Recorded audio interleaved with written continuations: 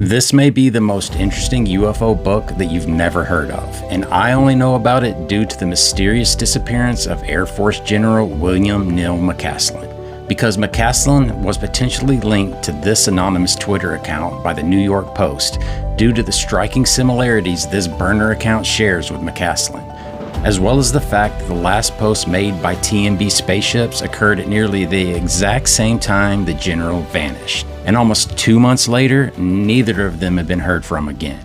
And while I've been unable to conclusively connect McCaslin to this account, an account that regularly posts about plasma technology, antigravitics, and the overlap with UFOs, TMB Spaceships did introduce me to a book called The Stars Are Too High.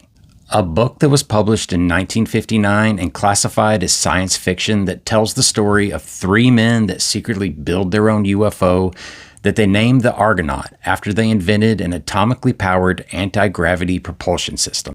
Their ship was a 60-foot-long repurposed Martin A-26 fuselage, which gave the Argonaut an oblong shape like the Tic Tac, that could drop vertically from the Earth's upper atmosphere to the surface in seconds, like the Tic Tac, and hover motionless in winds aloft, then move laterally with terrific speed, also like the Tic Tac. The same Tic Tac that is rumored to be a man-made craft commonly attributed to Lockheed Martin Skunk Works, which is also similar to the drawings and images that were posted on TMB's Twitter account.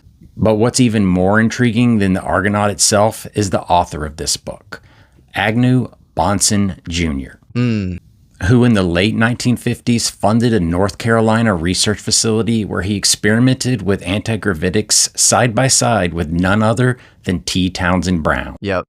The technology that was used to make the Argonaut operate was based on the real-world Byfield-Brown effect, which Brown claimed could provide thrust through high-voltage electrical fields. That's so cool. T. Townsend Brown, of course, is the biggest name in the field of antigravitic technology, and you can learn more about him by checking out this deep dive with Jesse Michaels on American Alchemy. As I read this book, it began to feel less and less like science fiction and more prophetic in nature. For instance, the hangar they built for the Argonaut was dug into the side of a hill in a desolate area in the Nevada desert and was equipped with camouflage doors that were so well hidden that God himself couldn't find it without a chart. This, of course, closely aligns with Bob Lazar's claims and descriptions of the UFO hangars at S4 near Area 51 in Nevada. The Argonaut was also capable of traveling in interstellar space at 30,000 miles per hour.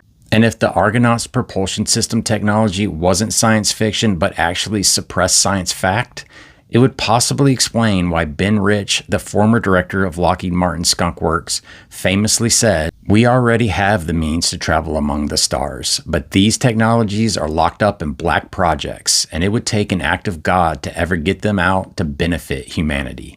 With that being said, ask yourself, what extremes would the government go to protect a paradigm-shifting technology similar to the Argonaut? And what would they do if the research of independent scientists bumped up against this forbidden science? All of this is speculation, of course, so take it with a grain of salt. But the Internet Archive's website has a free searchable copy of this book that you can read for yourself and look for Easter eggs. Thanks for watching.